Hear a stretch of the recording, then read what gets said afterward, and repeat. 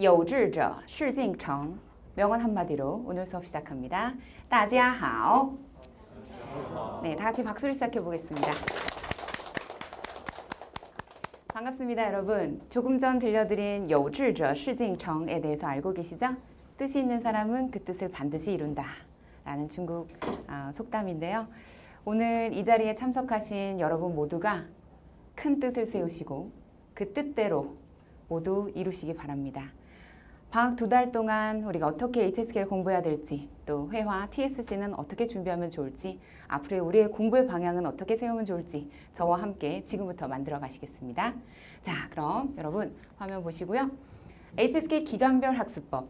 사실 제가 집필한 교재 14권에는 모두 이 기간별 학습법을 수록해 놨습니다. 그래서 꼼꼼히 읽어보셨던 분들은 익숙한데 라고 생각하실 텐데요. 기간별 학습법은 사실 시험 전 한 달에서부터 석 달 전, 그리고 한 달 미만, 그리고 2주 전, 일주일 전, 또 3일 전 이렇게 좀 더 세분화됩니다. 오늘 이 특강 시간에는 1개월에서부터 3개월까지는 제가 구두로 말씀을 간략하게 드리도록 할게요.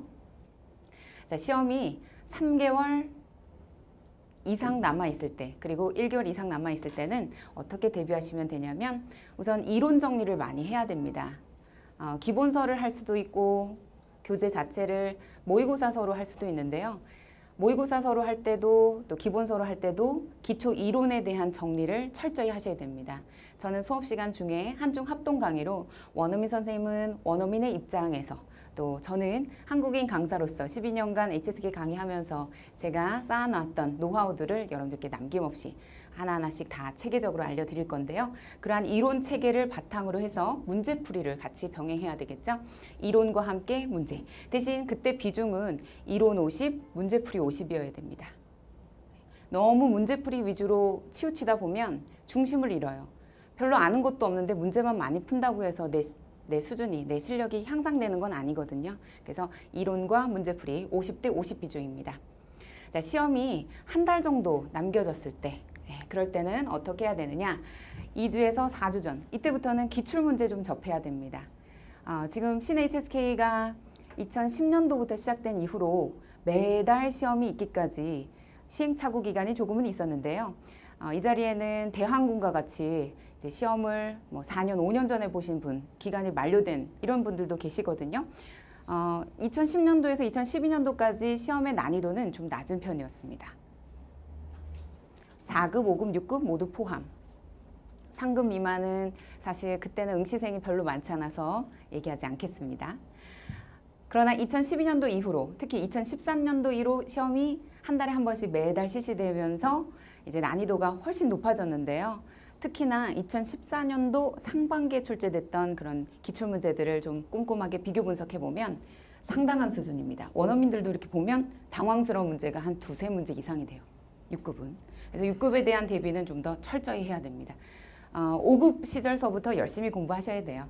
자, 그러면 시험이 2-4주 정도 남아 있을 때는 모의고사 기출문제 풀이를 통해 실전 감각을 업 시켜주셔야 되는데, 문제풀이와 이론에 대한 비중은 이론 30, 문제풀이 70.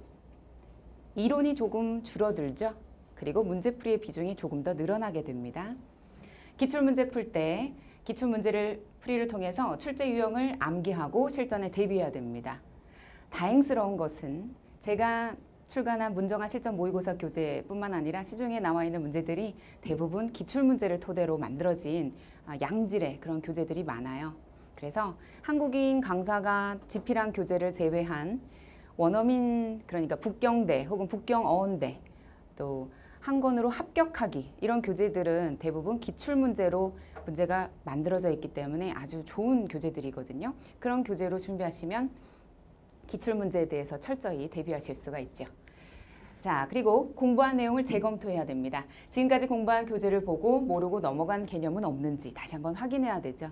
교재를 한번 처음부터 끝까지 쭉 봤다고 해서 덮고 새로운 교재 공부하는 것은 별로 바람직하지 않습니다. 적어도 3번 이상은 보셔야 돼요. 네.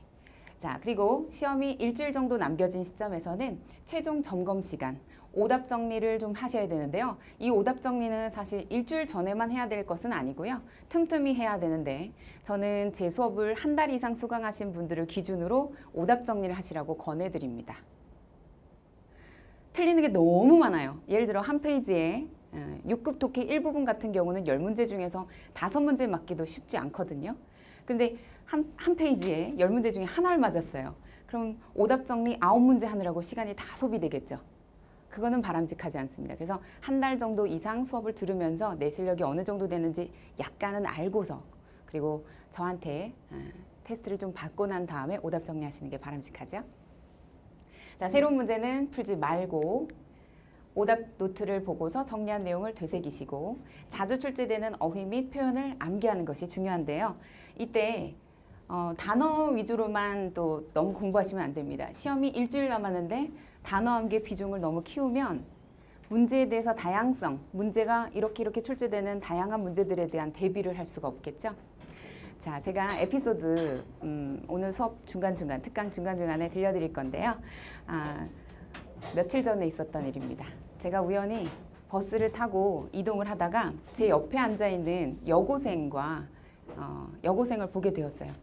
제 옆자리에 앉은 그 여고생이 너무 얌전하게 긴 생머리에 정말 예쁘게 생겼더라고요. 그리고 이렇게 프린트를 들고서 보는데 HSK 문제예요. 그래서 보니까 공부하는 모습을 보니까 장문하고 듣기 파트 프린트를 이렇게 넘기면서 공부하는 모습을 우연히 보게 되었어요. 듣기 파트에 모르는 단어를 동그라미로 막 이렇게 치면서 열심히 공부를 하고 있고, 그 다음에 장문도 사자성어 거기다 동그라미 막 치면서 이렇게 공부를 하고 있어요. 그래서 제가 HSK 강사다 보니까 직업병상 직업병상 그냥 지나칠 수가 없는 거예요. 그래서 HSK 준비하세요? 이렇게 물어봤더니 그렇대요. 몇 월 시험 보세요? 그랬더니 6월 시험을 본다고 얘기를 하더라고요. 근데 날짜를 꼽아보니까 며칠 안 남았어요. 그 주 토요일이었는데 아무튼 3, 4일 그 상관이었던 것 같아요. 시험이 얼마 안 남았을 때는 단어 위주로 공부하시면 안 된다 그랬죠. 오답 정리.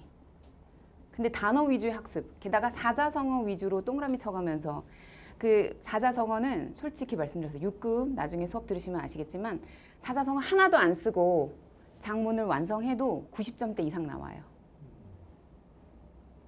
사자성어가 중요한 포인트가 아닌데 잘못 짚은 거죠. 그래서 타학원 강의를 듣는다고 해서 저는 제가 이렇게 꾸미지 않는 한 저를 안 밝히거든요. 그래서 제가 이제 공부 방법 좀 알려드리고 그랬더니 HSK 선생님이세요? 그러시길래 네 그렇습니다. 네, 제가 화장 안 하면 저를 대부분 못 알아보시거든요. 모자 쓰고 그러면. 그래서 이제 그분한테 공부하는 방법을 좀 조언을 해드렸어요. 잘못된 학습 방법으로 헤매는 분들 정말 많아요. 저 역시 그런 시기를 보냈었고 수많은 학생들 만나면서 오프라인에서도 온라인에서도 많이 접하고 있기 때문에 그런 과오는 여러분들 범하지 않도록 계속 안내를 해드리겠습니다. 자주 출제되는 어휘 및 표현을 암기하긴 하되 단어 위주가 아닌 문장 오류 위주로 내가 범했던 오답이 과연 무엇인지에 대한 점검 위주로 가셔야 됩니다. 자, 세 번째, 미해결 문제는 버리자. 이런 경우 있어요. 분명히 공부를 했는데 풀이를 봐도 이해가 안 되는 그런 아주 난이도가 높은 문제들의 경우는 사실은 7일 정도 남겨진 시점에서 만약에 제가 오프라인에서 여러분들한테 1대1로 알려드릴 수 있는 상황이라면 저한테 물어보시면 되겠고요. 원어민 선생님이나.